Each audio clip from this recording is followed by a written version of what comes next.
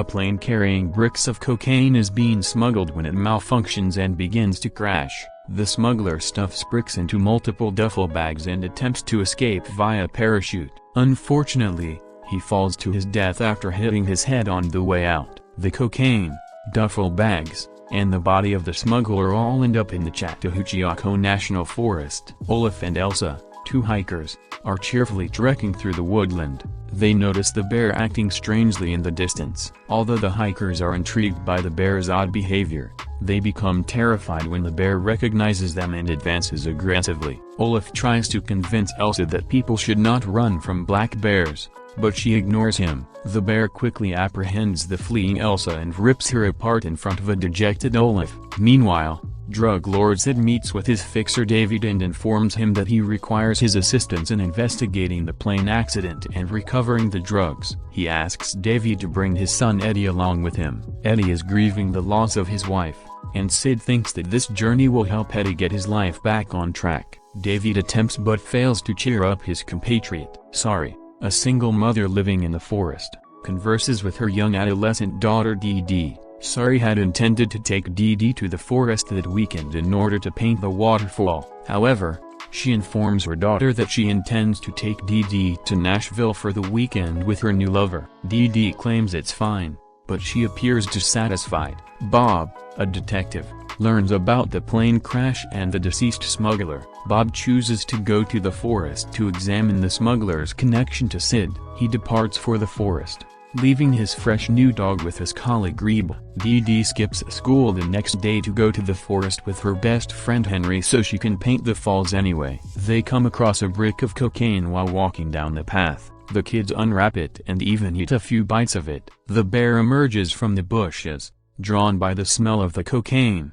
and rushes after the children. Liz, a forest ranger, is putting on lipstick and fine perfume in preparation for meeting local wildlife specialist Peter. The armed ranger enters the gift shop to find Vest, a local adolescent punk who is thieving at the moment. Vest has the ability to talk his way out of danger. Sari receives a call from Dee Dee's school informing her that she is absent. Sari surmises that Dee Dee has snuck away to the jungle and pursues her there. Sari interrupts Liz's flirtations with Peter by going to the ranger station to beg for assistance. Despite Liz's attempts to chase Sari away, Peter agrees to assist Sari and the three go off into the woods. Liz believes Dee Dee was stolen by local youths who have been robbing people in the forest. David and Eddie arrive at the woodland and stop for David to use the restroom. Vest, Ponytail, and Kid barge in on David and attempt to mug him. David beats up the kids. David then discovers that one of the youngsters is carrying a brick of cocaine. He brings Kid back to life to inquire about the cocaine. Kid confirms that they discovered a duffel bag full of bricks and concealed it in the forest at a gazebo, intending to retrieve it at night and sell it themselves. David threatens Kid until he agrees to bring the thugs to the pavilion. As Liz, Peter, and Sari are walking through the forest, they come across a brick of cocaine in the underbrush. When they hear a horrified Henry pleading for help, Peter picks it up to investigate. They come across Henry, who is hiding in a tree and claims a bear tried to murder him. When the bear emerges from the bushes, Liz and Peter laugh at his accusations. Sari hides while Peter climbs another tree. The wildlife specialist accuses Henry of feeding the bear drugs, which he rejects. The bear continues climbing a tree to get Henry.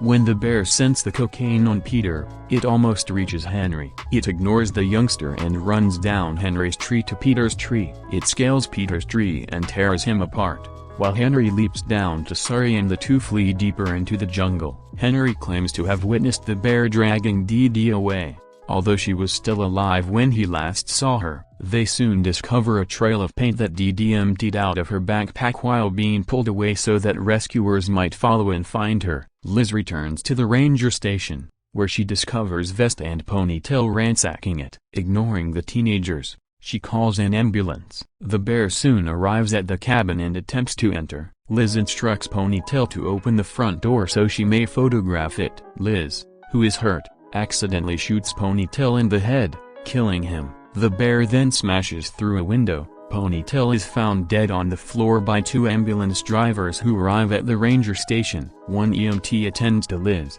while the other opens a door to a closet where blood is dripping. The EMT discovers the bear munching on Vest's severed head inside the closet. The bear leaps at the EMT, pinning him behind the closet door. Liz is dragged onto a gurney and into the ambulance by the unpinned EMT. The second EMT distracts the bear and arrives just as the ambulance departs. The bear pursues the ambulance, and the second EMT is unable to close the ambulance's doors as it speeds away. Liz fires at the bear, but she misses every shot. The bear is able to enter the ambulance. It rips the second EMT apart and knocks Liz's gurney out of the ambulance, crushing her on the road. The first EMT panics and crashes into a tree. The confused bear wanders back into the jungle. On the trip to the pavilion, Kid and Eddie bond, with Kid helping Eddie find some closure regarding his late wife. Bob, who is locked on the roof of the pavilion with the duffel bag of cocaine, ambushes the trio as they approach. The gangsters and the detective argue,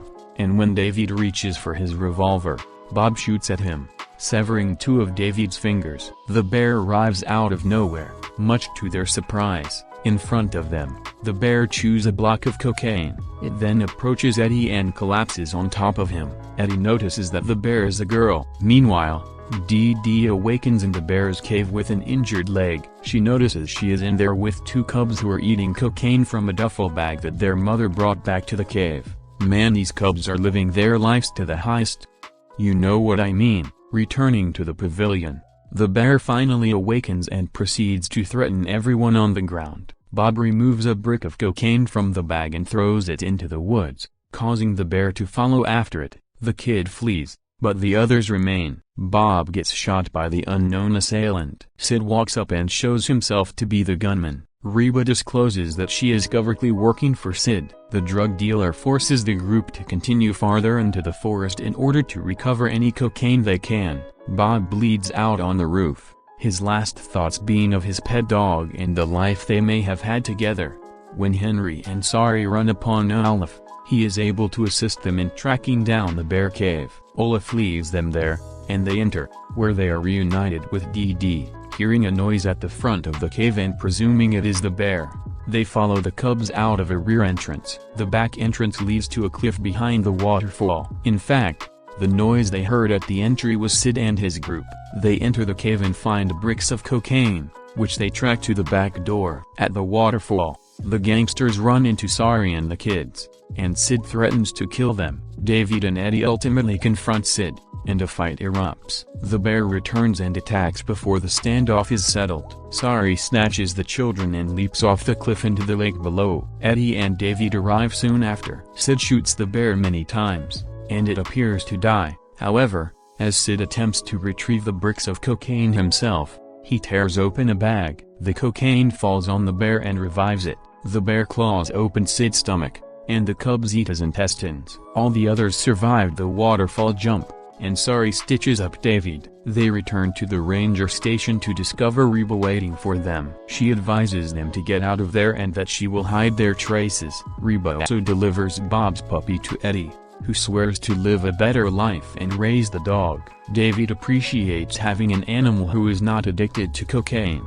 As Sari and the kids leave, Dee Dee expresses her desire to travel to Nashville with her mother and her mother's new boyfriend. The footage concludes with unseen hikers photographing the bear and her cubs. As the three bears spot the hikers. As a movie recap channel, we thank you for being a part of our community. Stay tuned for more exciting content.